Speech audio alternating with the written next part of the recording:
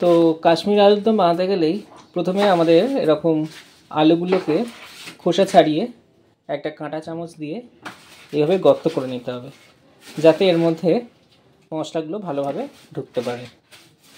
সমস্ত আলুগুলোকে এইভাবে গর্ত করে নেব। এখন কড়াইতে অল্প তেল দিয়ে গরম করব।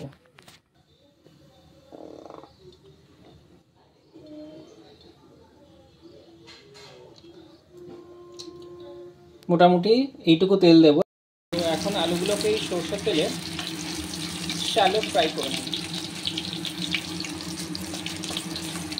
আপনারা ইচ্ছা করলে ডিপ ফ্রাইও করতে পারেন।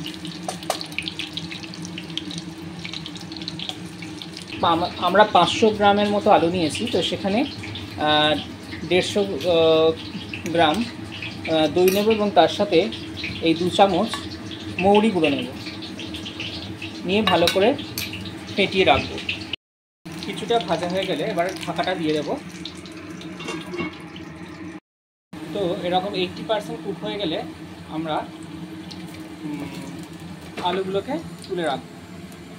এবার এই তেলেই দেবো 2 চামচ আদা বাটা,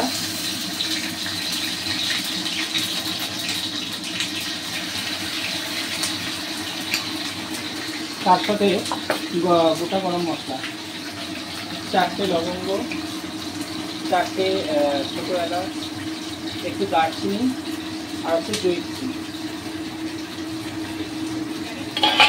দিয়ে ভালোভাবে মশলাটা কষা হবে।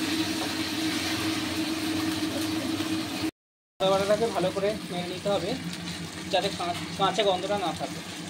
এবার এতে দিয়ে দেবো একটু কাজু বাটা, 2 থেকে 3 চা চামচ কাজু বাটা দিয়ে ভালোভাবে কষতে থাকতে হবে।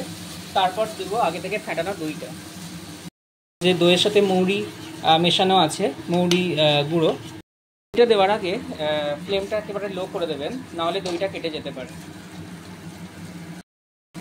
এইবার এতে দিয়ে দেবো এই দইটা, দিয়ে ভালোভাবে আবার একটু কষতে থাকা হবে লো ফ্লেমে।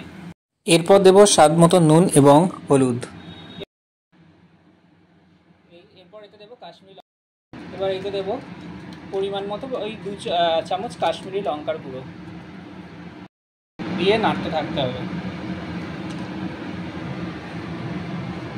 আলুগুলো এর মধ্যে আস্তে আস্তে ছেড়ে দেব। এই আলুগুলো দিয়ে ফ্লেমটা মোটামুটি মিডিয়াম রেখে আমরা ঢাকা দিয়ে দেবো। মোটামুটি 15 মিনিট ঢাকা থাকবে, তারপর নামিয়ে নেব। কাশ্মীরি আলুর দম রেডি। এই যে রেডি একেবারে কাশ্মীরি আলুর দম।